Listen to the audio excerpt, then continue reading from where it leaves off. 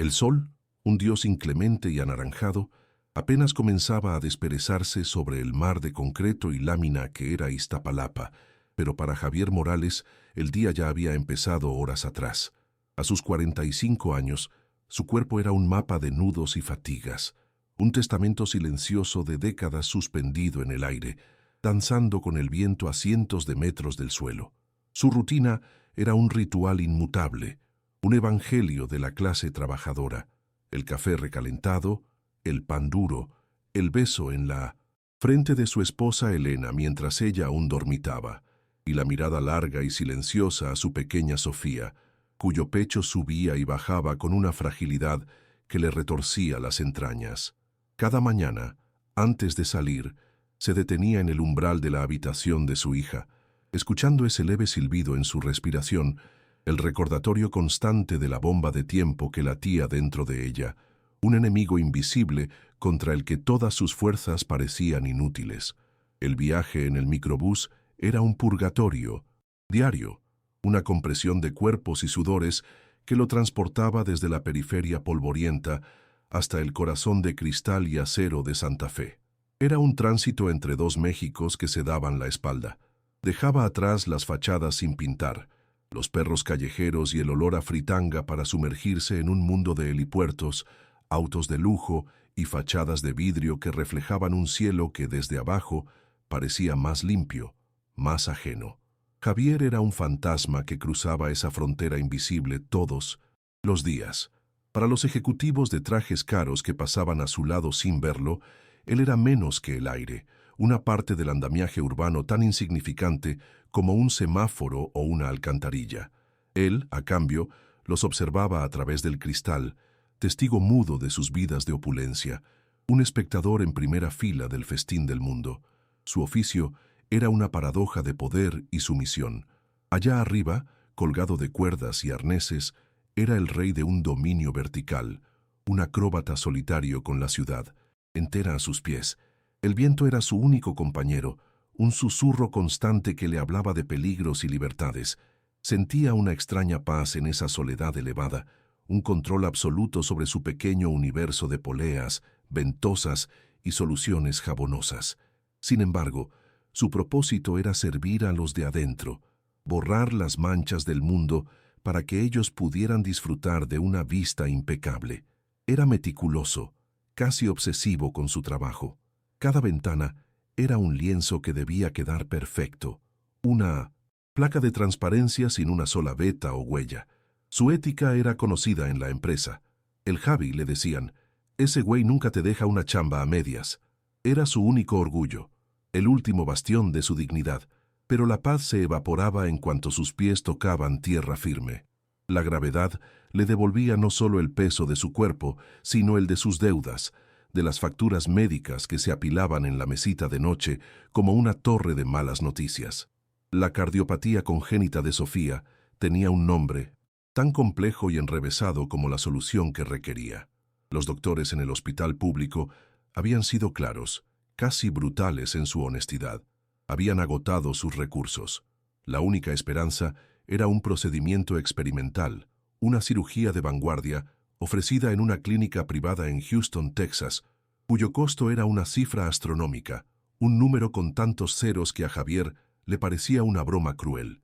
Cada consulta, cada medicamento, cada tanque de oxígeno era un nuevo clavo en el ataúd de 1900. Sus finanzas, hundiéndolo más en un pozo de desesperación silenciosa y asfixiante. Elena, su esposa, era la encarnación de una fortaleza que a Javier a menudo le faltaba. Ella manejaba la enfermedad de Sofía con una entereza que lo avergonzaba, administrando medicamentos con precisión de enfermera y regalándole a la niña sonrisas que no delataban el pánico que carcomía sus noches. Juntos formaban un equipo, una pequeña guarnición asediada por la desgracia. Pero Javier veía las ojeras bajo sus ojos, la forma en que sus manos temblaban ligeramente al servir la cena. Sabía que ella también estaba al límite, que su optimismo era un escudo cada vez más abollado. La carga financiera recaía sobre él y el fracaso en proveer era una humillación que sentía en lo más profundo de su ser. Ser un hombre, para él, significaba proteger a su familia, y sentía que le estaba fallando de la manera más fundamental posible. A través de los cristales de la Torre Magnate, el edificio más prestigioso de su ruta, Javier observaba un universo que funcionaba bajo otras reglas. Veía hombres gritando a teléfonos, mujeres con joyas que podrían pagar la cirugía de Sofía 10 veces, salas de juntas donde se decidían los destinos de miles con la misma frialdad con la que él limpiaba un vidrio. La riqueza no era solo dinero, era una armadura, una inmunidad contra el tipo de miedo que a él lo despertaba a las 3 de la mañana con el corazón martillándole en el pecho.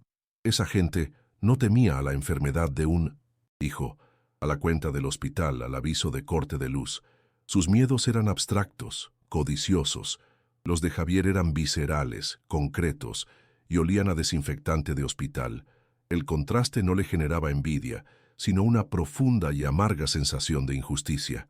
Sofía, a sus 8 años, comprendía su propia fragilidad con una madurez impropia de su edad. No podía correr con los otros niños, se cansaba con facilidad y pasaba más tiempo dibujando en su cama que jugando en el patio. Su mundo era pequeño, pero su espíritu era una galaxia. Tenía una fascinación por las alturas, por el trabajo de su padre. «¿El cielo es bonito desde allá arriba, papi?», le preguntaba, con sus grandes ojos oscuros fijos en él. Y Javier le mentía. Le describía nubes de algodón, pájaros que le saludaban y un sol que le contaba secretos. Nunca le hablaba del viento cortante, del vértigo ni del miedo. Para Sofía, su padre era un héroe que escalaba torres para tocar el cielo, y esa imagen era lo único que mantenía a Javier atado a la cordura, el motor que lo impulsaba a amarrarse el arnés cada madrugada. Su vida era un péndulo que oscilaba entre dos extremos vertiginosos, la altura física de su trabajo y la profundidad abismal de su desesperación. Era un hombre bueno atrapado en una circunstancia terrible, un ciudadano invisible cuya única transgresión, hasta ahora, había sido soñar con una vida normal, con la simple y llana normalidad de ver a su hija crecer sana. Era honesto hasta la médula, un hombre que una vez devolvió una cartera llena de dinero que encontró en el metro.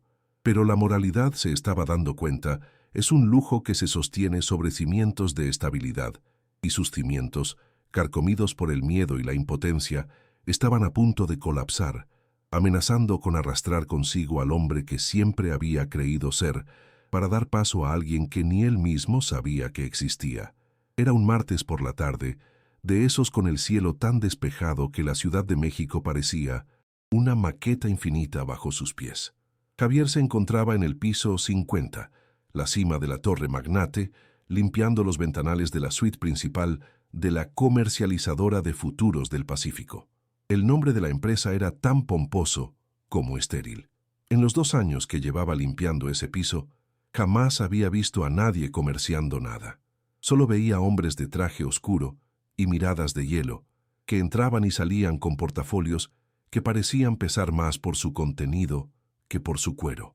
San arnés crujía suavemente con cada movimiento, una melodía familiar que acompañaba el silbido del viento. Estaba concentrado, pasando la escobilla de goma en arcos perfectos, cuando un murmullo, una vibración anómala, le llegó a través del cristal y el metal. Un sonido que no debería estar ahí, en su santuario de silencio aéreo. Instintivamente se detuvo. Pegó la oreja al marco de aluminio, sintiendo el frío del metal contra su piel. El sonido se hizo más claro. Eran voces, enojadas, urgentes. Provenían de un panel de vidrio cercano, uno cuya junta de sellado, notó ahora con su ojo profesional, estaba defectuosa, cuarteada por el sol y el tiempo. Una pequeña imperfección en un edificio de millones de dólares, una grieta insignificante por la que se fugaba un secreto letal. Las palabras llegaban rotas, mutiladas por el viento, pero se esforzó por unirlas, como un arqueólogo de susurros. Oyó fragmentos. Riesgo innecesario. La plaza está caliente. Y luego una frase, pronunciada con una claridad cortante y furiosa, que le heló la sangre a pesar del calor de la tarde. Una frase que lo cambió todo. Me importa un carajo. El contador quiere que el dinero salga antes del amanecer del viernes. La Auditoría Federal está encima. Javier se apartó del cristal, como si le hubiera dado una descarga eléctrica. Su corazón, normalmente un metrónomo tranquilo, se desbocó en un galope salvaje contra sus costillas. Se balanceó ligeramente en el arnés, sus manos aferrándose a las cuerdas con una fuerza desmedida. Dinero, Auditoría Federal, el contador. No era un genio, pero había vivido lo suficiente en México para saber qué significaba esa combinación de palabras. Era el lenguaje del narco, el dialecto de los imperios criminales que operaban a plena luz del día, escondidos detrás de nombres corporativos y cristales relucientes. La conversación continuó, y con ella, los detalles cayeron sobre él como esquirlas de vidrio. Los 30 millones deben estar en el camión, blindado a las 5 de la mañana. Y luego la pieza final. Nadie toca la bóveda hasta entonces. Está cerrada y la clave cambia en 48 horas. 30 millones de dólares. La cifra era tan absurda, tan monumental, que su mente apenas podía procesarla. Era más dinero del que podría ganar en 1000 vidas de colgarse de los edificios más altos. Era la salvación de Sofía. Era un pasaporte a Houston. Era la cirugía. Eran los mejores doctores. Era una vida. La idea floreció en su mente no como un pensamiento, sino como un tumor. Venenosa, extraña, pero innegablemente viva. Permaneció inmóvil durante varios minutos, suspendido entre el cielo y el abismo, con el chillido de las voces todavía resonando en sus oídos. Miró hacia adentro, a través del cristal impecable que acababa de limpiar. Vio a un hombre corpulento, con un reloj de oro que destellaba bajo las luces halógenas, gritándole a otro más joven. No eran ejecutivos, eran depredadores. Y él, Javier Morales, el hombre, invisible, acababa de descubrir la ubicación de su tesoro. Con un esfuerzo sobrehumano, retomó su trabajo. Sus movimientos se volvieron mecánicos, torpes. Su mente, sin embargo, trabajaba a una velocidad febril. Él conocía ese edificio mejor que los arquitectos que lo diseñaron. Conocía sus entrañas, sus puntos ciegos. Sabía que las cámaras externas estaban programadas para barrer en ciclos predecibles, dejando brechas de varios segundos. Sabía que el sensor de movimiento del techo del penthouse era viejo y fallaba con los cambios bruscos de temperatura, como los que ocurrían en las madrugadas frías. Sabía de la vieja escotilla de mantenimiento en el lado oeste, olvidada tras la última remodelación, piezas de un rompecabezas que nunca había sabido que estaba armando comenzaron a encajar en su cabeza, formando una imagen tan aterradora como tentadora. Un plan demencial, suicida, pero un plan, al fin. Cuando sus pies tocaron finalmente el pavimento de la azotea, se sintió mareado, desconectado de la realidad. Ya no era solo un limpiador de ventanas, era el custodio de un secreto que podía costarle la vida o quizás comprarle una nueva. Mientras recogía sus cuerdas, sus manos temblaban incontrolablemente. Miró por última vez hacia la ventana del penthouse, ahora silenciosa. El sol comenzaba a descender, tiñendo de un rojo sangriento los rascacielos de Santa Fe. Para cualquier otra persona, era solo un atardecer hermoso. Para Javier, se sentía como un presagio. La oportunidad no había llamado a su puerta. Se había manifestado a 500 pies de altura, susurrada en el viento. Y ahora tenía que decidir si iba a escucharla. La pregunta ya no era qué haría, sino en quién se convertiría. Esa noche y la siguiente fueron un descenso a un infierno personal que Javier no sabía que existía. El sueño era un país extranjero al que no tenía visa. Daba vueltas en la cama, el colchón hundido un mapa de sus ansiedades, sintiendo el calor del cuerpo de Elena a su lado, una intimidad que ahora se sentía como una traición. ¿Cómo podía pensar en profanar todo lo que habían construido juntos, toda su vida de decencia y trabajo duro, por muy precaria que fuera? La imagen del dinero, una montaña de billetes en una bóveda fría, luchaba en su mente contra los recuerdos de su padre, un albañil que siempre le decía: «Lo único que un hombre tiene, mijo, es su palabra y su espalda recta. No te robes ni un clavo». Cada crujido de la casa, cada ladrido lejano, sonaba como una acusación. Su conciencia era un fiscal implacable, presentándole una y otra vez la evidencia de su propia locura. Durante el día, el tormento continuaba, magnificado por la normalidad que lo rodeaba. Limpiaba ventanas con una precisión robótica, pero su mente estaba a kilómetros de distancia, en el piso 50, repasando ángulos, tiempos de cámaras y la resistencia de sus cuerdas. El mundo se había dividido en dos, el de antes del secreto y el de ahora. Veía a la gente en la calle, a las madres, con sus hijos, a los oficinistas apurados, y se sentía completamente alienado. ¿Acaso ellos cargaban con un dilema así? ¿Se verían forzados a elegir entre ser un buen hombre y ser un buen padre?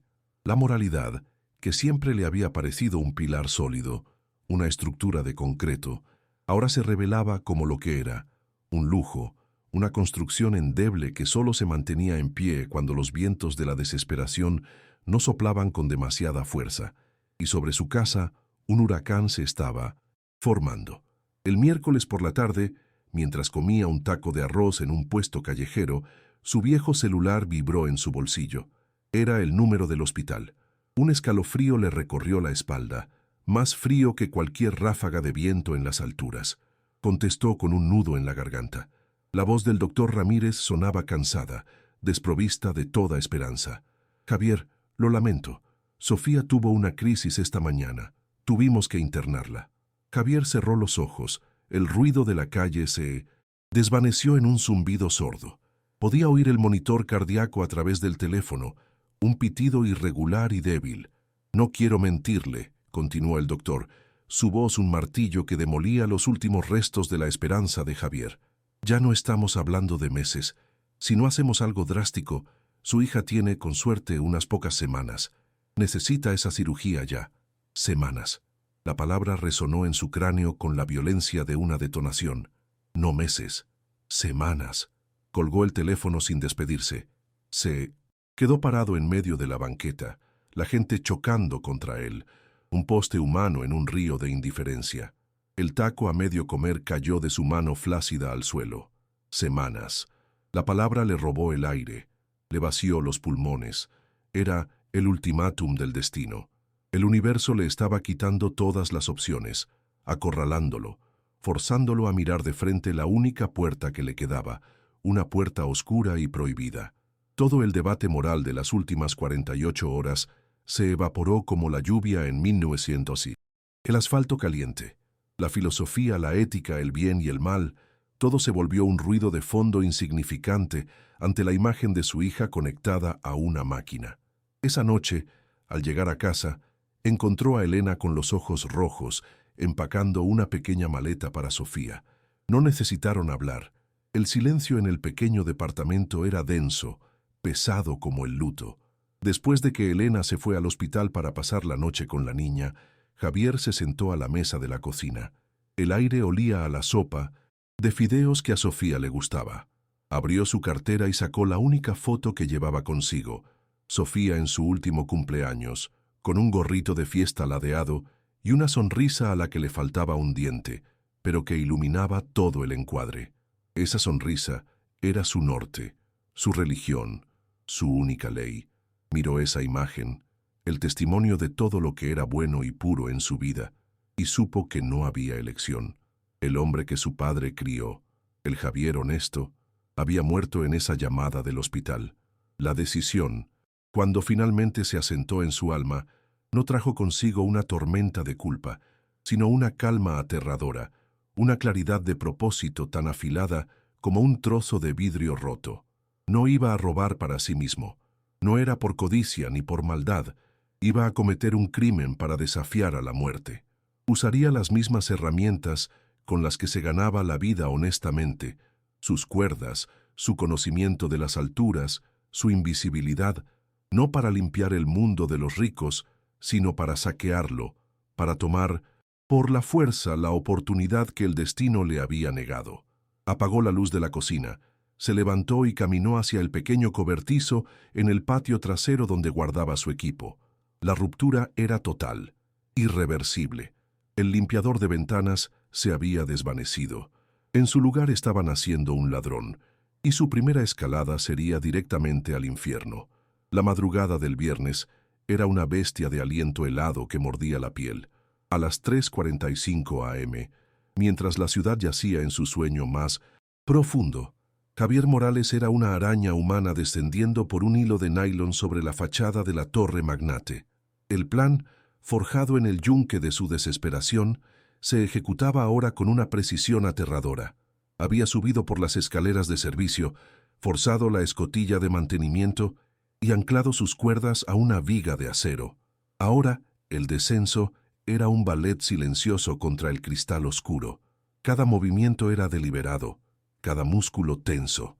Usando ventosas de alta resistencia, abrió el panel de vidrio cuya junta defectuosa le había revelado el secreto. El agujero negro que se abrió en el costado del rascacielos no era solo una entrada, era el portal a una nueva vida o a una muerte rápida. El aire acondicionado del interior le golpeó la cara, un soplo artificial que olía a dinero y a peligro. Dentro, el silencio era casi absoluto, roto solo por el zumbido de los servidores. Javier se movió con la agilidad de un gato, sus botas de trabajo envueltas en trapos para no hacer ruido. La bóveda, una monstruosidad de acero en el centro de la habitación, parecía burlarse de él. Pero él no iba a enfrentarse a la puerta. Sabía, por un comentario oído en su trance de espionaje aéreo, que la ventilación de la bóveda era un punto débil, una ocurrencia tardía de los constructores. Usando un taladro de batería con una broca de diamante, atacó la pared de concreto del ducto. El ruido, aunque ahogado, le sonaba como una sirena en la cabeza. Tras 20 minutos de sudor frío y plegarias silenciosas, abrió un boquete lo suficientemente grande. Adentro, la visión lo dejó sin aliento. Pilas y pilas de dólares, fajos perfectamente ordenados. No era dinero, era tiempo. Tiempo de vida para Sofía. Llenó 3 grandes maletas de lona, las mismas que usaba para su equipo, hasta que las costuras gimieron en protesta. El peso era brutal, casi inmanejable. Sacarlas por el agujero y luego por la ventana fue una hazaña de pura fuerza de voluntad, alimentada por la adrenalina y la imagen del rostro de su hija. El descenso final fue la parte más peligrosa. El peso extra lo desequilibraba. Cada ráfaga de viento amenazaba con convertirlo en un péndulo de carne y hueso contra el edificio. A unos 20 pisos del suelo se detuvo. No podía bajar hasta la calle. Se balanceó hacia el balcón de un departamento vacío que sabía que estaba en remodelación. Se soltó de la cuerda principal y aterrizó con un gruñido ahogado. Abandonó su equipo de rapel allí, un fantasma de su vida anterior. Con las maletas arrastrándose, bajó por las escaleras de emergencia y se disolvió en las sombras de Santa Fe. Mientras Javier corría hacia la estación de autobuses de Taxqueña, con el corazón queriendo salírsele del pecho, el infierno se desataba en el piso 50. A las 5:01 a.m., un minuto después de la hora programada para la recogida, el equipo de seguridad de El Contador encontró la escena. No hubo gritos, ni pánico, solo un silencio gélido y profesional. El líder del equipo, un ex-caibil con una cicatriz que le partía la ceja en dos, simplemente sacó un teléfono satelital. La llamada fue corta. Del otro lado de la línea, en una hacienda en Sonora, un hombre conocido solo como El Contador escuchó el informe sin interrumpir. No levantó la voz. Su rabia no era caliente y explosiva, era un glaciar, lento y demoledor. Colgó el teléfono y miró a su lugarteniente. Alguien se llevó el desayuno de los niños, dijo con una calma que helaba los huesos. Quiero un nombre y una dirección, para el mediodía. La maquinaria del consorcio se puso en marcha con una eficiencia que habría sido la envidia de cualquier agencia de inteligencia gubernamental. No eran sicarios de esquina, eran analistas, hackers, una red de corrupción que se extendía por toda la ciudad. En menos de una hora tenían los registros de todos los empleados y contratistas que habían trabajado en la torre durante el último año. Un equipo de forenses digitales, operando desde un sótano anónimo en la colonia Roma, comenzó a cruzar esa lista con imágenes de cientos de cámaras de seguridad de la zona, públicas y privadas. Peinaron horas de video, buscando cualquier rostro que apareciera cerca de la torre en horas extrañas, cualquier vehículo que no cuadrara. El robo no fue un insulto a sus finanzas, fue una violación a su omnipotencia. Era una afrenta personal, y la respuesta sería bíblica. Javier, ajeno a la cacería digital que se había desatado, compró un boleto a Oaxaca en una ventanilla mugrienta. Intentaba parecer un trabajador más, un albañil que regresaba a su pueblo, pero el sudor en su frente y la forma en que se aferraba a las pesadas maletas lo delataban. Cada mirada de un policía, cada anuncio por el altavoz, le provocaba un respingo. Se sentó en la parte trasera del autobús, junto a una ventana sucia, y observó el amanecer pintar de gris los suburbios de la Ciudad de México. Por primera vez en días, una pequeña semilla de esperanza brotó en su pecho. Lo había logrado. Era una locura, pero lo había hecho. Pensó en la remota aldea de sus abuelos, un lugar donde el tiempo se movía más lento, un laberinto de calles de tierra donde podría desaparecer, al menos por un tiempo, hasta encontrar la forma de cruzar al otro lado.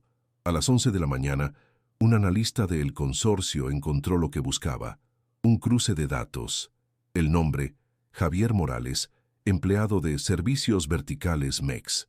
Su registro mostraba que había trabajado en la Torre Magnate docenas de veces, pero la clave fue una imagen de una cámara de tráfico a 3 kilómetros del edificio, a las 4:58 am. Mostraba a un hombre luchando con 3 maletas pesadas, su rostro parcialmente visible. El software de reconocimiento facial, robado al propio gobierno, arrojó una coincidencia del 92%. Tenían su nombre, su dirección en Iztapalapa, su CURP, el nombre de su esposa, el historial médico de su hija. Tenían toda su vida en una pantalla. El informe llegó al teléfono del contador. La respuesta fue un simple mensaje de texto. Encuéntrenlo, tráiganlo, vivo. El autobús traqueteaba por la autopista hacia Puebla, un cascarón de metal lleno de sueños humildes y sudores cansados. Javier finalmente permitió que el agotamiento lo venciera. Se quedó dormido, su cabeza rebotando contra el cristal de la ventana. En su sueño no veía dinero ni sicarios. Veía a Sofía, corriendo en un parque, con el cabello suelto al viento, riendo a carcajadas, su pecho subiendo y bajando con la fuerza de un corazón sano. Era un sueño tan vívido, tan real, que por un momento le pareció que todo el horror de las últimas 72 horas había valido la pena. Pero mientras él soñaba, la realidad avanzaba hacia él a 200 kilómetros por hora. Hombres con rostros de piedra, armados con rifles de asalto y equipados con su fotografía, ya estaban montando un retén falso en la carretera, a las afueras de la ciudad de Puebla. El consorcio no solo quería capturarlo, querían hacer un ejemplo de él. La noticia del robo de un simple limpiaventanas no podía extenderse. Sería una muestra de debilidad, una invitación a que otros insectos invisibles se atrevieran a desafiarlos. El contador no operaba con rabia, sino con una lógica empresarial despiadada. La desaparición de Javier Morales y su familia serviría como un memorándum interno, escrito con sangre, para todos los que pensaran que podían tocar lo que era suyo. La humillación de haber sido burlados por un don nadie tenía que ser purgada con un despliegue de poder tan absoluto y aterrador que nadie nunca más se atreviera a soñar con algo parecido. La cacería no era por el dinero, era por el principio, era para restaurar el orden natural de las cosas, el de los lobos y las ovejas. La calma de Javier duró exactamente lo que su sueño. Despertó sobresaltado cuando el autobús frenó bruscamente. El chirrido de los neumáticos, un presagio de que su efímera esperanza estaba a punto de ser aplastada. Miró por la ventana y vio a P900M. Hombres vestidos con uniformes falsos de la Policía Federal, con chalecos antibalas y rostros cubiertos por pasamontañas, desviando el tráfico. No parecían policías, se movían con la fluidez depredadora de los lobos rodeando a su presa. Uno de ellos sostenía una tableta y comparaba una foto con los rostros de los pasajeros que descendían. Era su foto. El sueño se había convertido en una pesadilla.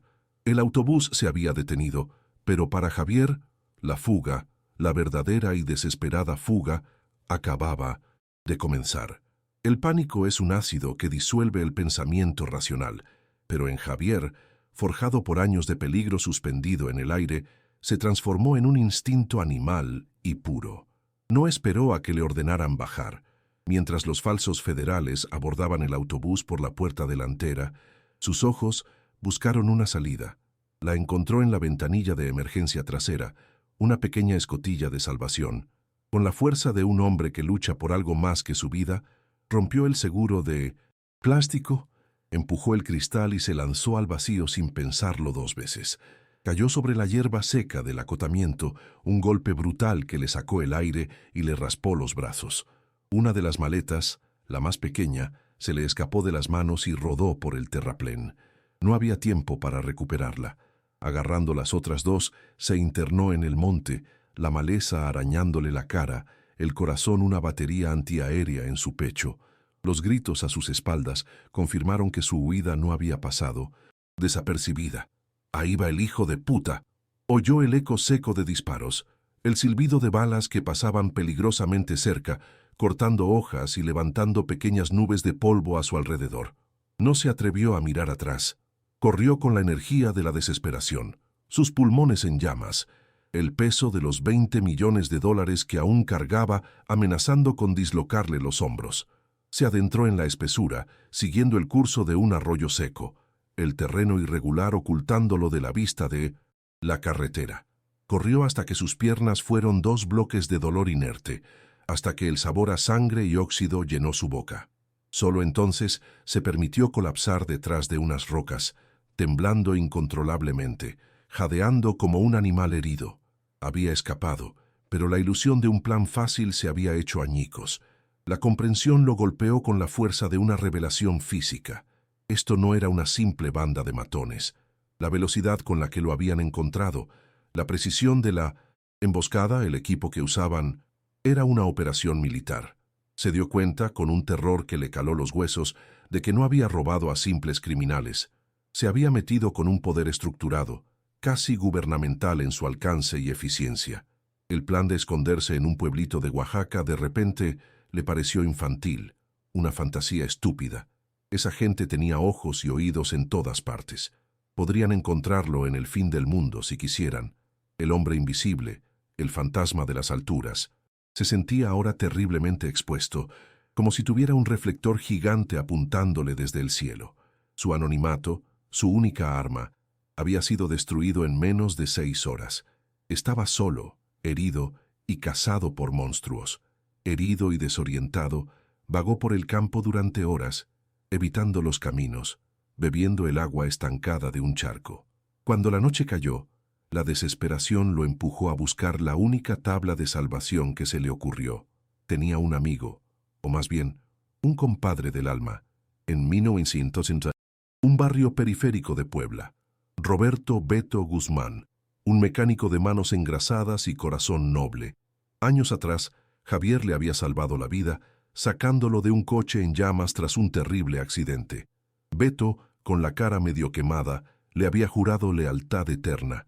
Lo que sea, Javi, cuando sea, pídeme lo que quieras. Javier nunca había cobrado esa deuda.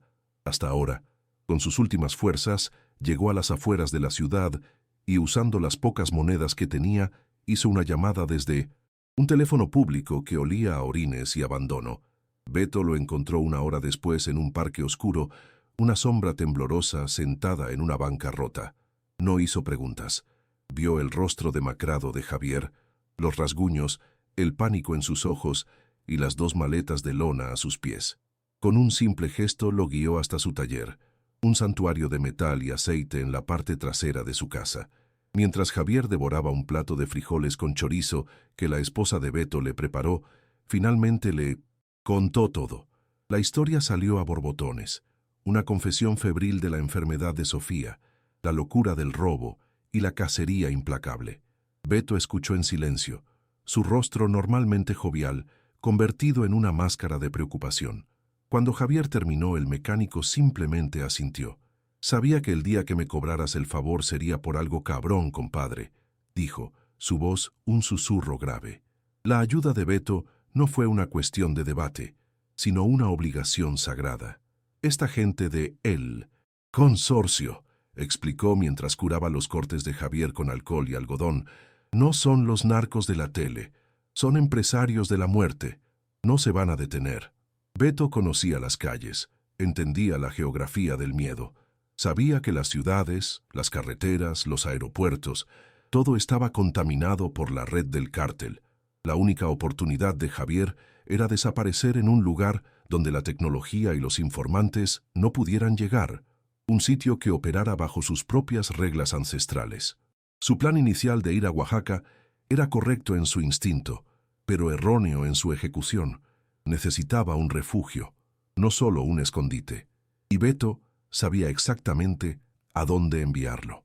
Hay una comunidad en la Sierra Mixteca, a unas 5 horas de aquí, dijo Beto, desplegando un viejo mapa de papel sobre un capó grasiento.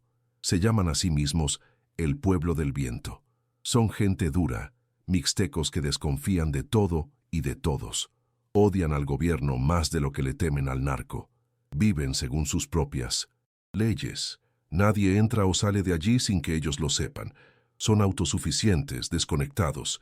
Si logras llegar y te aceptan, serás un fantasma de verdad.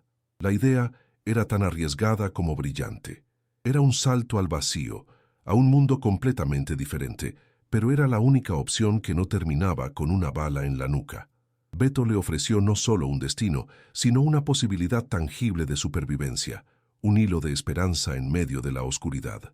El mecánico trabajó toda la noche. Sacó de su garaje un viejo Volkswagen Sedán, un bocho de color azul deslavado, tan común y anónimo que era el camuflaje perfecto. Le cambió las placas, le llenó el tanque y lo cargó con agua, comida enlatada, un botiquín de primeros auxilios y una vieja escopeta de caza de su abuelo. No es mucho, pero algo es algo, murmuró. Mientras tanto, Javier transfería el dinero de las maletas a compartimentos ocultos dentro del coche, debajo de los asientos, dentro de la llanta de refacción, detrás de los paneles, de las puertas. El peso del dinero en sus manos se sentía sucio, maldito. Era el precio de la vida de su hija, pero también el imán que atraía a los demonios que lo perseguían. Cada fajo que escondía era un recordatorio de la transacción que había hecho. Mientras trabajaba, Javier no podía dejar de pensar en su familia. ¿Estarían bien? ¿Habrían llegado a ellos? El no haberles avisado era parte del plan original para mantenerlos a salvo, para que tuvieran una coartada de ignorancia. Pero ahora, sabiendo la capacidad de sus enemigos, esa decisión le parecía una negligencia criminal. La cara de Sofía, pálida en la cama del hospital, y la mirada preocupada de Elena lo atormentaban. Estaba haciendo todo esto por ellas, pero nunca se había sentido tan lejos, tan desconectado de su amor. El miedo por su propia vida era una brasa constante, pero el miedo por la seguridad de ellas era un incendio que lo consumía por dentro, dejándolo hueco y lleno de cenizas. La soledad de su huida era un castigo en sí misma. Poco antes del amanecer, Beto le entregó el mapa con la ruta marcada y un teléfono desechable. Solo úsalo para emergencias. Es de prepago. No está a mi nombre. Pero igual, no te confíes. En sus ojos, Javier vio una profunda tristeza. Ambos sabían que, ayudándolo, Beto también se estaba poniendo en la mira. Estaba arriesgando a su propia familia. «Cuídate, carnal», dijo Beto, abrazándolo con fuerza, «y haz que todo este desmadre valga la pena». El abrazo era una despedida. Javier se subió al bocho, el motor tosiendo antes de cobrar vida. Al salir del taller y enfilar hacia la sierra, vio a Beto en el espejo retrovisor, una silueta solitaria bajo la luz amarillenta del porche. Javier había encontrado un aliado, pero también había confirmado la verdadera magnitud del peligro, y sin saberlo, había puesto una cruz en la espalda de su único amigo.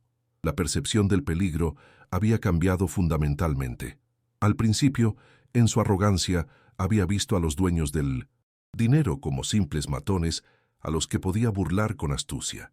Ahora entendía que se había enfrentado a una hidra, una organización con innumerables cabezas y un alcance ilimitado. No eran solo un obstáculo, eran un ecosistema de violencia y control. Se dio cuenta de que no estaba huyendo de un error, sino de un sistema. Su robo no había sido una piedra lanzada a un gigante, había sido un dedo metido en el ojo de un leviatán, y el leviatán ahora estaba despierto, furioso, y su único objetivo era devorar al hombre insignificante que se había atrevido a desafiarlo.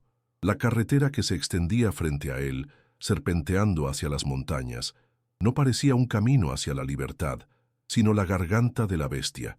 Y ahora, en esta breve pausa en el camino, mientras la Sierra Mixteca se dibuja en el horizonte como una promesa de refugio, queremos hacerte una pregunta a ti, que nos acompañas en esta historia de vértigo y desesperación.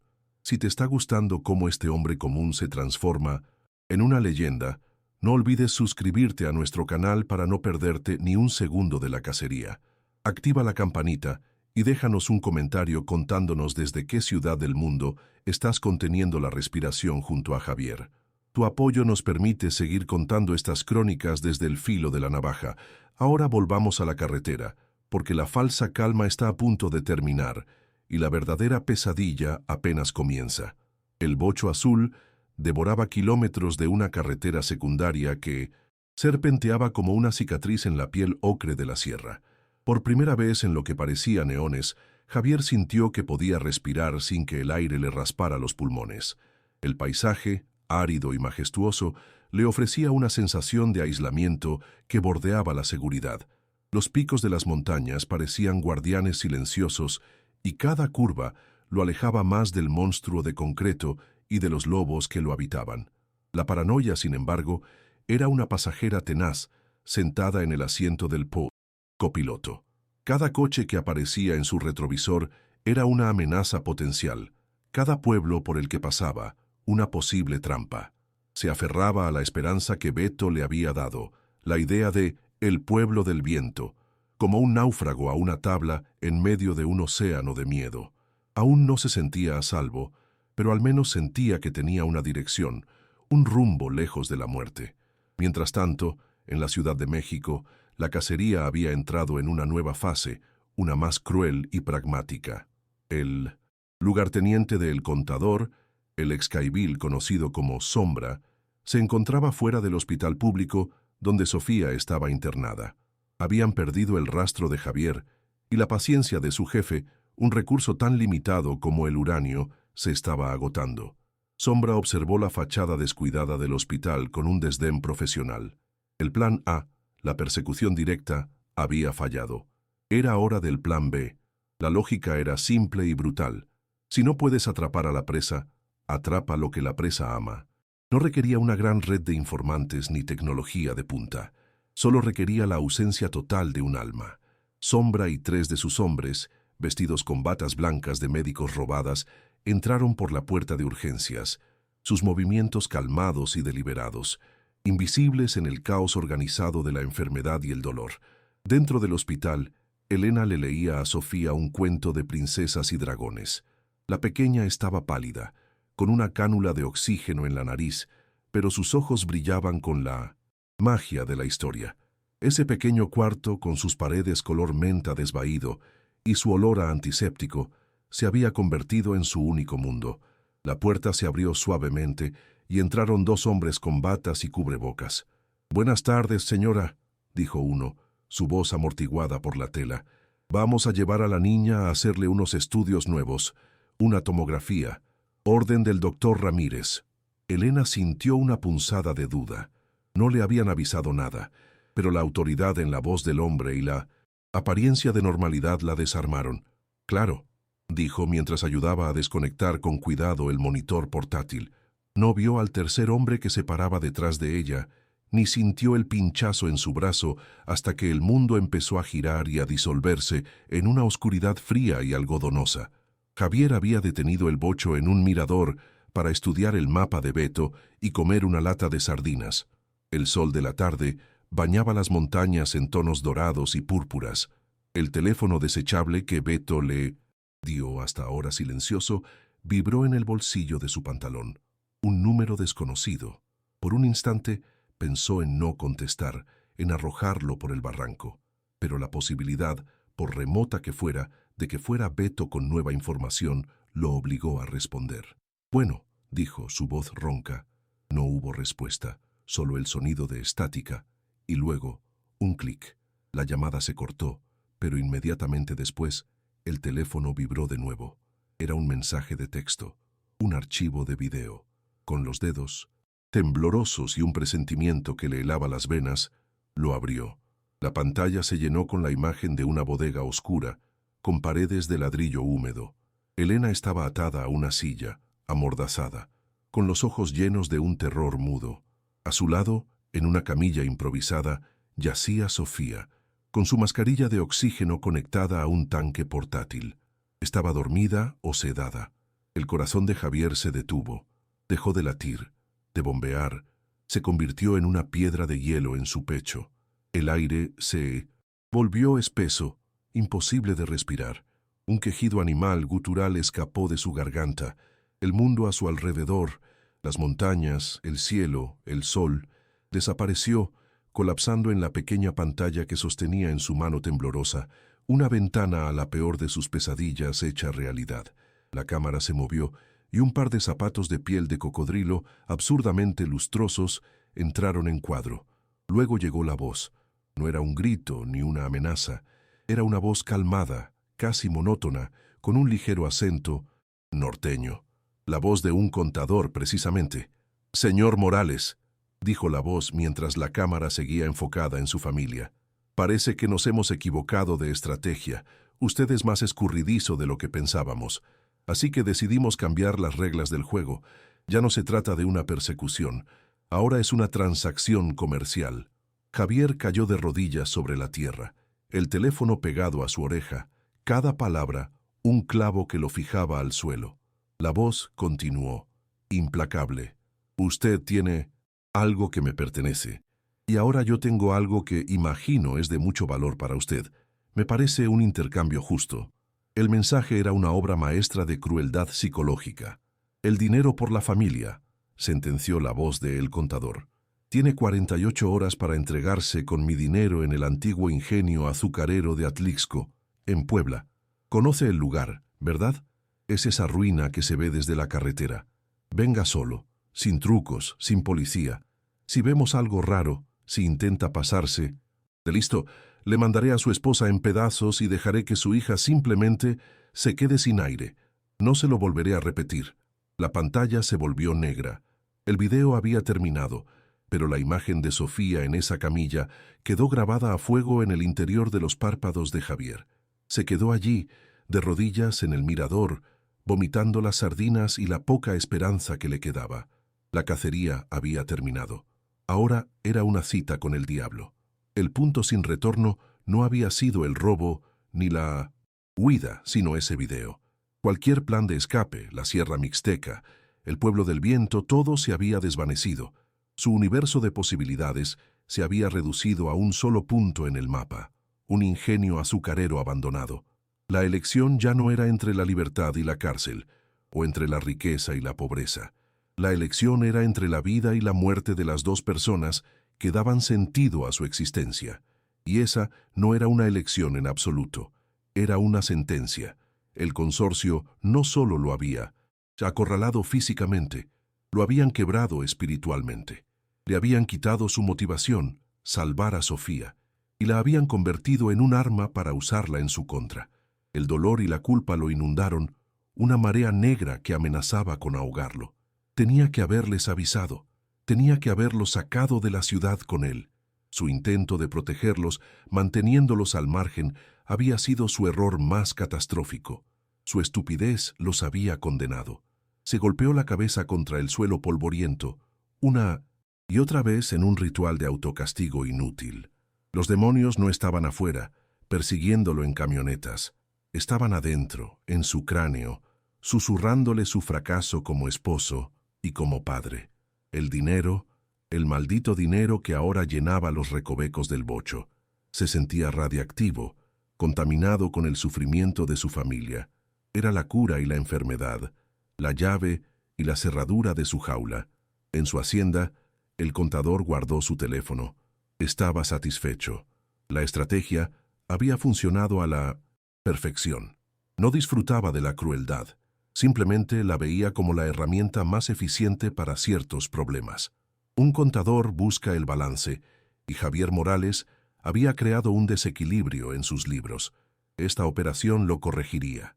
Recuperaría su activo, liquidaría el pasivo, el limpiaventanas, y el asunto quedaría cerrado.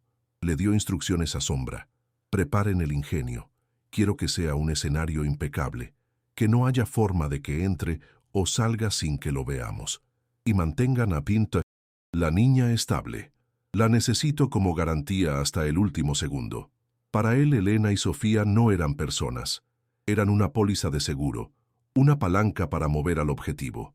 Javier se levantó, sus rodillas ensangrentadas, su rostro una máscara de polvo y lágrimas secas. La desesperación se había transformado en algo más duro, más afilado, una resolución gélida. Ya no se trataba de huir, se trataba de luchar. Iba a ir a ese ingenio, iba a llevarles el dinero, pero no iría como una oveja al matadero. Si iba a entrar en la boca del lobo, se aseguraría de llevarse consigo algunos de sus dientes. Miró el viejo bocho, no ya como un vehículo de escape, sino como un caballo de Troya. Miró la escopeta que Beto le había dado, no como un arma de caza, sino como una herramienta de trabajo. El hombre que se lamentaba en el suelo había muerto. En su lugar se levantó alguien que ya no tenía nada que perder, y esa clase de hombre es la más peligrosa de todas. El viaje de regreso fue un descenso, en espiral hacia el corazón de la oscuridad.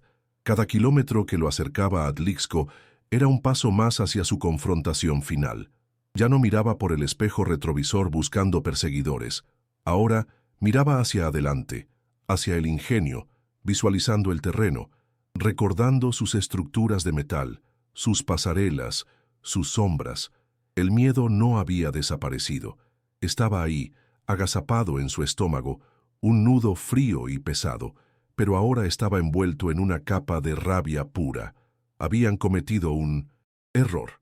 Habían secuestrado a su hija. Habían profanado lo único sagrado en su miserable vida. Y por eso iba a hacer que se arrepintieran. Iba a llevarles el infierno a su propia puerta, usando las únicas armas que tenía: sus cuerdas, su conocimiento de las alturas y la furia de un padre.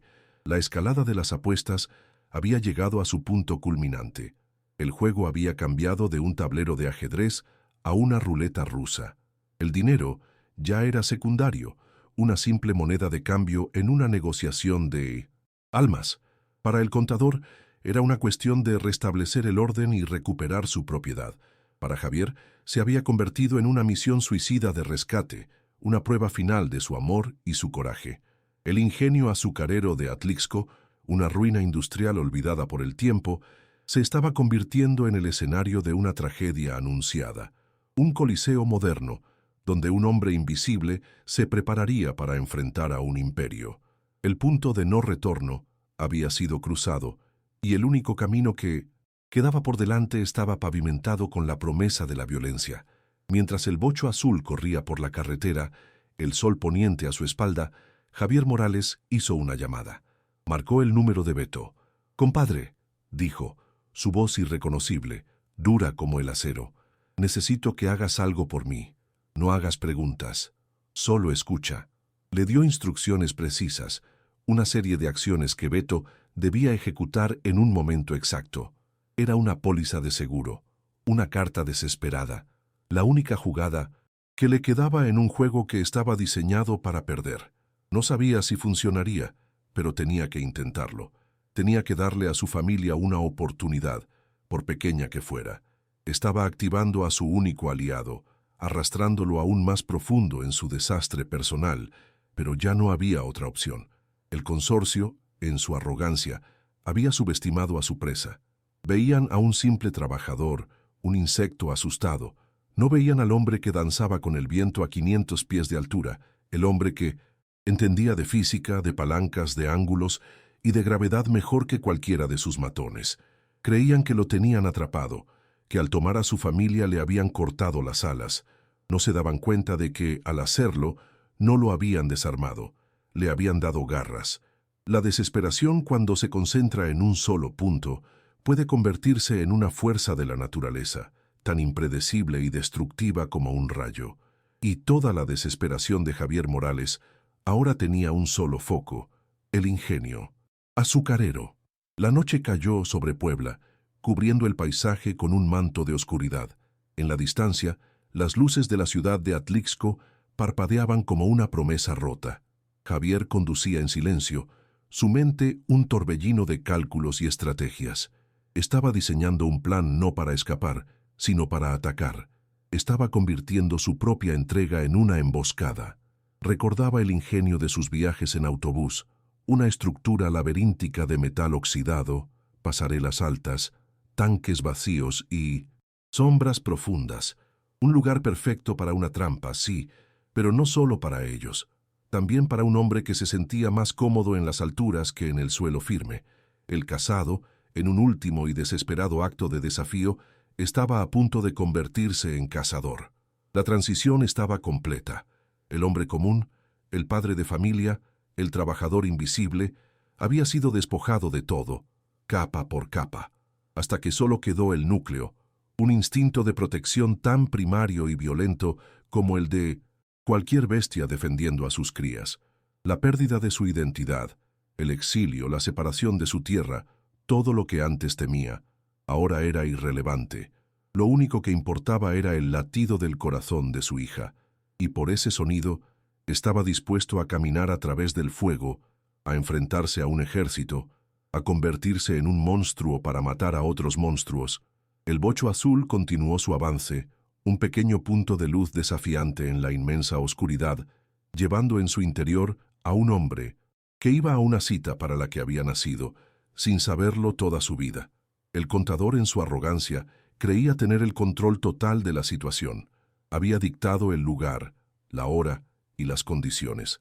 Había convertido a su enemigo en una marioneta, cuyos hilos él manejaba desde la distancia. Pero en el complejo cálculo de riesgos y beneficios, había pasado por alto una variable fundamental, un factor humano que no aparecía en sus hojas de cálculo. No había considerado lo que un hombre ordinario es capaz de hacer cuando se le arrebata la única cosa por la que vive. Estaba a punto de recibir una lección muy costosa sobre el verdadero significado de la contabilidad, una donde la deuda final no se paga con dinero, sino con sangre. La trampa estaba puesta, pero la pregunta que flotaba en el aire nocturno era: ¿quién era realmente el trampero y quién era la presa? Las 24 horas previas al encuentro fueron una clase magistral de desesperación canalizada. Javier no durmió. El tiempo era un lujo más caro que los 20 millones que llevaba en el coche. Encontró un motelucho de carretera a las afueras de Atlixco, pagó en efectivo por una noche y convirtió el cuarto húmedo y maloliente en su centro de operaciones. Desplegó sobre la cama raída el mapa de Beto y, con la ayuda de imágenes satelitales que descargó usando el wifi inestable del lugar, empezó a estudiar el ingenio azucarero. La ruina industrial no era solo un punto en el mapa, era un campo de batalla, un tablero tridimensional de metal oxidado, concreto y sombras. Memorizó cada edificio, cada pasarela que conectaba los hilos, cada posible punto de entrada y salida.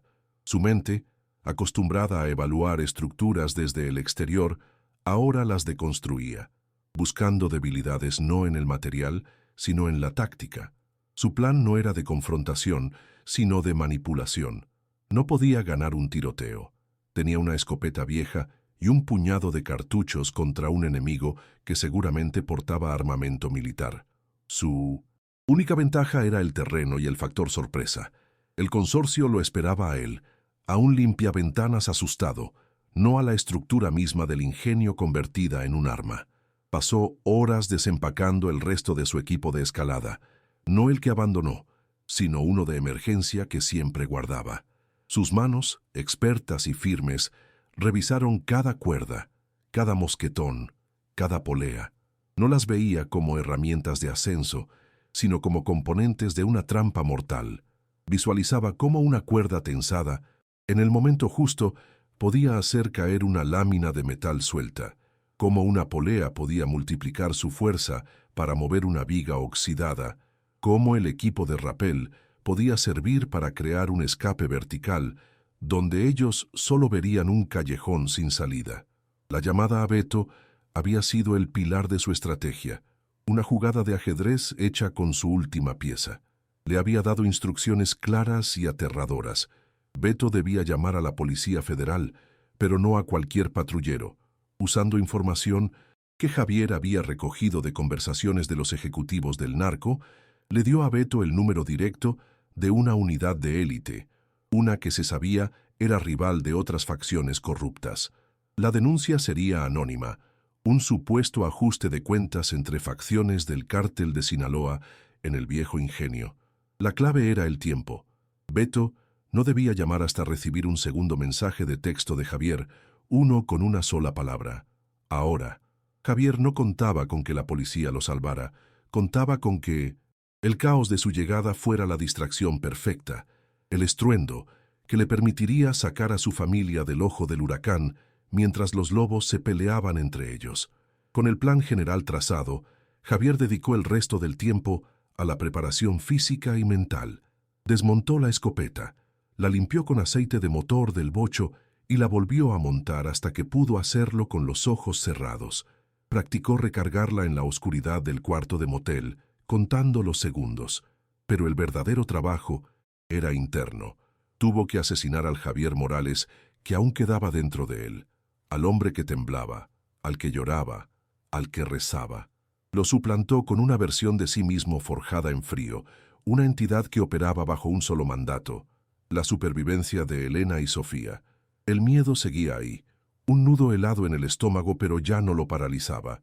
Se había convertido en combustible, en un agudizador de sus sentidos. Cada sonido del exterior, cada luz de un coche pasando, era información que procesaba con una calma antinatural. Parte del dinero sería el cebo. Decidió sacrificar una de las maletas, casi 10 millones de dólares. La colocaría en un lugar visible, lejos de donde mantendrían a su familia, para dividir sus fuerzas en el momento crucial. El resto del dinero lo cosió en un chaleco improvisado que fabricó con la tela de la tapicería de un asiento del bocho. Era pesado e incómodo, pero le aseguraba que, si lograba salir de allí, tendría con qué pagar la cirugía de Sofía. Era una armadura de esperanza, una carga que lo anclaba a su propósito. Cada puntada que daba con un cuchillo y alambre era un voto, una promesa silenciosa a su hija de que no fallaría. El dinero había sido la causa de todo, pero ahora, dividido y redistribuido, se convertía en una herramienta más de su plan. Horas antes de la cita, condujo el bocho no hacia el ingenio, sino a un campo de caña de azúcar a un par de kilómetros de distancia. Lo ocultó entre la maleza alta, borrando sus huellas. El resto del camino lo haría a pie, a través del campo, acercándose al ingenio por la parte trasera, la que daba a un viejo canal de riego seco. No entraría por la puerta principal como un cordero, entraría como una serpiente, deslizándose por las grietas del lugar, convirtiéndose en un fantasma dentro de la estructura mucho antes de que se cumpliera el plazo. Su invisibilidad, la característica que tanto había resentido en su vida normal, era ahora su mayor activo. Ellos lo estarían esperando en 1900 la entrada, pero él ya estaría adentro, observándolos desde las alturas, desde las sombras, tejiendo su telaraña. Su última preparación fue personal. Sacó la foto de Sofía de su cartera, la que tenía la sonrisa sin diente. La miró durante un largo rato, memorizando cada detalle, absorbiendo la fuerza que esa imagen le daba. Luego, con un cuidado infinito, la guardó en un bolsillo interior de su camisa, sobre su corazón. Era su escudo, su amuleto, el recordatorio final de por qué estaba a punto de caminar voluntariamente hacia la muerte. No pensó en la posibilidad de sobrevivir. Pensar en el futuro era un lujo. Su mente estaba anclada en el presente, en las próximas horas, en las acciones que debía ejecutar. Cerró los ojos y, en lugar de una oración, repasó mentalmente cada paso del plan, cada nudo que haría, cada segundo que debía contar. La calma que lo invadió no era de paz, sino de aceptación. Al caer la noche, un hombre salió de entre los cañaverales. No era Javier Morales, el limpia ventanas. Era una figura oscura y determinada, cargando una mochila con cuerdas y metal, y una vieja escopeta en la mano. Se movía con una economía de movimiento que no delataba el terror que latía bajo su piel. El ingenio azucarero se recortaba contra el cielo crepuscular. un esqueleto de acero que parecía un monstruo dormido. Era la arena. Y él, contra toda lógica y pronóstico, no iba a entrar como un gladiador condenado, sino como el arquitecto de la caída del Coliseo. Había agotado todas las opciones, había sido despojado de todo, y en ese vacío había encontrado una libertad peligrosa. La preparación había terminado. Era hora de que comenzara el espectáculo. El ingenio era una catedral de óxido y silencio, un esqueleto donde los fantasmas del azúcar aún parecían trabajar. Javier se movía por sus entrañas metálicas con la familiaridad de un sacerdote en su propia iglesia. Ascendió por una columna de acero, sus manos encontrando agarres que un ojo inexperto no vería, hasta alcanzar las vigas del techo. Desde esa percha, a 40 metros de altura, observó el escenario. Abajo, Sombra y sus hombres, 6 en total, operaban con una calma letal.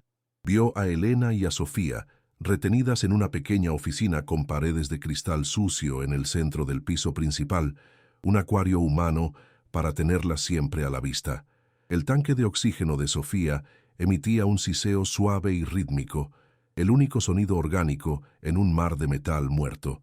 Javier preparó sus cuerdas, sus anclajes, convirtiendo la decadencia industrial en su telaraña personal. No sentía miedo, solo una concentración tan pura y fría como el acero que lo sostenía. A la hora pactada, las luces de un bocho azul, conducido por un sobrino adolescente de Beto que no sabía nada, solo que debía dejar el coche y correr, iluminaron la entrada del ingenio.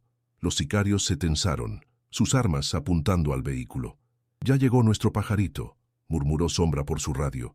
Javier, desde su nido de sombras, observó cómo 2 hombres se acercaban con cautela al coche. Ese era su primer movimiento. Con un tirón preciso de una cuerda delgada, soltó el cierre de la maleta que había colocado como cebo. La maleta, situada en una pasarela del segundo nivel, se abrió, derramando una cascada de fajos de dólares que revolotearon hasta el suelo como hojas secas. Era una visión tan hipnótica como profana. La codicia es un instinto poderoso. «¡El dinero!», gritó uno de los hombres. Sombra lo maldijo por radio, pero el daño estaba hecho. La atención de la mitad de su equipo se había desviado. Mientras 3 de los sicarios corrían torpemente hacia el dinero esparcido, Javier ejecutó la segunda parte de su sinfonía de caos. Un solo corte con su navaja a una cuerda de soporte que había manipulado previamente, y una pesada tolva de metal de varias toneladas se desprendió parcialmente de sus anclajes oxidados. No cayó por completo, sino que se inclinó violentamente, vomitando una avalancha de bagazo petrificado y óxido sobre los hombres que recogían los billetes. El estruendo fue apocalíptico, un rugido de metal torturado que sacudió toda la estructura. Los hombres quedaron sepultados o incapacitados, el polvo y los escombros creando una nube de confusión impenetrable. Sombra, al ver la carnicería, comprendió de inmediato. Esto no era una entrega, era una emboscada. «Está arriba, encuéntrenlo», gritó, su voz mezclada con furia y una pizca de incredulidad. Comenzó el juego del gato y el ratón, pero en 1900, un tablero vertical donde el ratón conocía cada grieta y cada sombra. Javier se desplazaba por las vigas y pasarelas superiores con una velocidad y un silencio que desafiaban la lógica. Los 2 sicarios restantes, junto con Sombra, subieron por las escaleras metálicas, sus botas resonando en la estructura, delatando su posición. Javier usó el ruido a su favor, lanzando una tuerca a una esquina lejana para desviar su atención, moviéndose en la dirección opuesta. No era un soldado, no buscaba el enfrentamiento. Era un trampero. Su objetivo era separarlos, aislarlos. En una pasarela estrecha, dejó caer un lazo hecho con su cuerda de rapel. Cuando uno de los sicarios pasó por debajo, Javier tiró con todo el peso de su cuerpo. El lazo se cerró alrededor del tobillo del hombre y lo dejó colgado boca abajo, gritando y disparando al aire, inútil y aterrorizado. Ahora solo quedaba Sombra. El ex-caibil era diferente. No se dejaba engañar por los ruidos.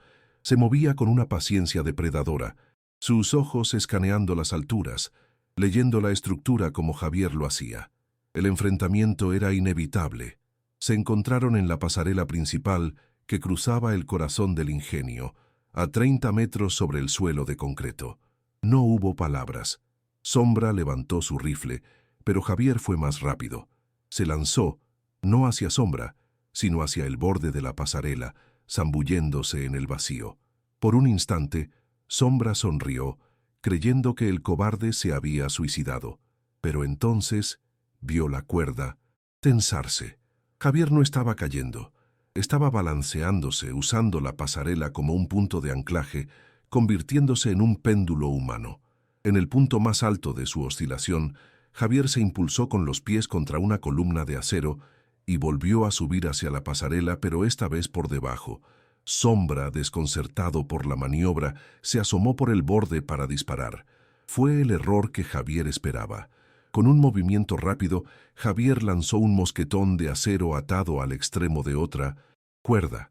El pesado trozo de metal golpeó a Sombra en la sien con un chasquido nauseabundo. El sicario se tambaleó, aturdido, su rifle cayendo al vacío. Javier se impulsó hacia arriba, aterrizando de nuevo en la pasarela. No le dio tiempo a recuperarse. Se abalanzó sobre él, no con los puños, sino con su arnés. Enganchó el chaleco táctico de Sombra a su propio sistema de cuerdas y con una patada brutal lo empujó fuera de la pasarela. Sombra no cayó. Quedó colgando, su peso muerto tensando la cuerda que aún unía a ambos hombres. Con Sombra neutralizado, colgando e inconsciente, Javier sacó el teléfono desechable. Su pulgar, cubierto de mugre y sangre, apretó la pantalla. Envió el mensaje a Beto. Ahora. El acto fue casi ceremonial. Era la última pieza del dominó. Apenas había guardado el teléfono cuando el débil eco de sirenas comenzó a crecer en la distancia, una promesa de caos que se acercaba rápidamente. Se liberó de la cuerda que sostenía a Sombra, dejando que el cuerpo del sicario cayera los últimos metros hasta el suelo con un golpe sordo y definitivo. No perdió un segundo. Ancló su cuerda de rapel a la barandilla de la pasarela y de espaldas al abismo comenzó el descenso más importante de su vida, directamente hacia la oficina de cristal donde su familia lo esperaba, ajena al cataclismo que se había desatado sobre sus cabezas. Aterrizó en el techo de la oficina con un ruido sordo, rompió el cristal de una patada y entró en la pequeña habitación. Elena ahogó un grito, sus ojos desorbitados de terror y alivio. Sofía, despertando por el ruido, comenzó a llorar. «Ya estoy aquí», susurró Javier, cortando las ataduras de Elena con su navaja. «Tenemos que irnos. Ya». Las sirenas ahora eran un aullido ensordecedor. Las luces rojas y azules de las torretas de la policía comenzaron a barrer el interior del ingenio, proyectando sombras danzantes y apocalípticas. En medio del pandemonio inminente, con los últimos sicarios divididos entre la amenaza que se acercaba y la que acababa de masacrarlos desde arriba, Javier tomó a Sofía en brazos, agarró la mano de Elena y corrió, no hacia la entrada principal, sino hacia un túnel de servicio que había localizado en sus mapas, la ruta de escape que lo llevaría de la oscuridad del ingenio a la incierta oscuridad de una nueva vida. El túnel de servicio era una garganta de concreto que olía a humedad y a olvido. Arrastrando a su familia, con Sofía en brazos tosiendo débilmente, Javier corría a ciegas, guiado solo por el recuerdo de sus mapas. Sobre sus cabezas, el mundo se desgarraba en una sinfonía de guerra. El eco de los disparos de rifles automáticos y las detonaciones sordas de las granadas de aturdimiento se filtraba a través de las paredes, una banda sonora infernal para su huida. Cada detonación hacía vibrar el suelo, amenazando con derrumbar el pasadizo sobre ellos. Elena tropezaba, pero la mano de Javier, firme como el acero, no la dejaba caer. No miraron atrás. No podían. Detrás de 1900, ellos no solo había un tiroteo, sino las ruinas de su vida entera. Salieron al otro lado en el campo de caña de azúcar, justo cuando el cielo nocturno se iluminaba con el resplandor de un vehículo en llamas dentro del ingenio. Libres, sí, pero marcados para siempre por el fuego del que acababan de escapar. La operación en el ingenio fue un golpe devastador para la estructura logística del consorcio en el centro del país. La redada, instigada por la denuncia anónima de Beto y ejecutada por una unidad federal que tenía sus propias rencillas con el cártel, fue brutalmente eficiente. Con Sombra muerto y sus lugartenientes capturados o abatidos, el contador perdió no solo a su equipo de ejecución más fiable, sino también una de sus casas de seguridad más importantes. La policía confiscó armas, vehículos y en la maleta abandonada casi 10 millones de dólares que inmediatamente ligaron al grupo con operaciones de lavado de dinero a gran escala. El golpe expuso sus operaciones, forzando a 1900 el contador a entrar en un modo de control de daños, a replegarse y a cortar lazos, dándole a Javier, sin que éste lo supiera, el único recurso que el dinero no podía comprar: un poco de tiempo. Agazapados en la oscuridad del cañaveral, mientras el bocho azul los llevaba lejos del epicentro de la violencia, el peso del chaleco lleno de dinero contra el pecho de Javier era un recordatorio tangible de su victoria pírrica. Lo había logrado. Tenía los medios para cumplir su promesa. El camino a Houston, antes un sueño imposible, ahora era una posibilidad real, aunque plagada de peligros. El dinero, mal habido y manchado de sangre, era el pasaporte de Sofía hacia un nuevo corazón, hacia una vida que casi le fue arrebatada. No hubo celebración ni suspiros de alivio, solo el reconocimiento silencioso y pesado de que la misión principal, el objetivo que lo había empujado a descender al infierno, aún estaba por cumplirse. Habían sobrevivido a la batalla, pero la guerra por la vida de su hija apenas entraba en su fase más crítica, la de la fuga y la clandestinidad. El precio de esa supervivencia se hizo evidente bajo la luz pálida de la luna en una brecha del camino. Se miraron el uno al otro, Elena y Javier, y en ese silencio entendieron la verdad ineludible. Javier Morales, el limpiaventanas de Iztapalapa, había muerto esa noche en el ingenio azucarero, oficialmente un civil más atrapado en el fuego cruzado. Su nombre, su historia, su identidad, todo tenía que ser enterrado, junto a los cadáveres de los sicarios. Para que Sofía pudiera vivir, ellos tenían que desaparecer, convertirse en fantasmas. Tendrían que renunciar a su patria, a los olores y sabores de su tierra, a las pocas raíces que tenían. Y Beto, su único y leal amigo, también tendría que desvanecerse, borrado del mapa por el simple acto de haber sido un hombre bueno. Habían salvado el futuro de su familia, pero para hacerlo, tuvieron que aniquilar por completo su pasado. Han pasado 7 años, en una tranquila ciudad del sur de Chile, donde el aire huele a lluvia y a tierra húmeda. Un hombre llamado Mateo Rojas regenta una pequeña ferretería. Sus manos, antes acostumbradas a las cuerdas y al vacío, ahora despachan clavos y aconsejan sobre tuberías. Tiene algunas canas más y una quietud en la mirada que podría confundirse con paz. Desde el mostrador observa a su hija de 15 años, Sofía, que llega corriendo del colegio, con las mejillas sonrosadas por el aire frío. Ella deja su mochila, le da un beso en la mejilla y le cuenta sobre su examen de biología. Su risa es fuerte, su aliento no silba, su corazón late con el ritmo constante y poderoso de un milagro comprado con dinero y sangre.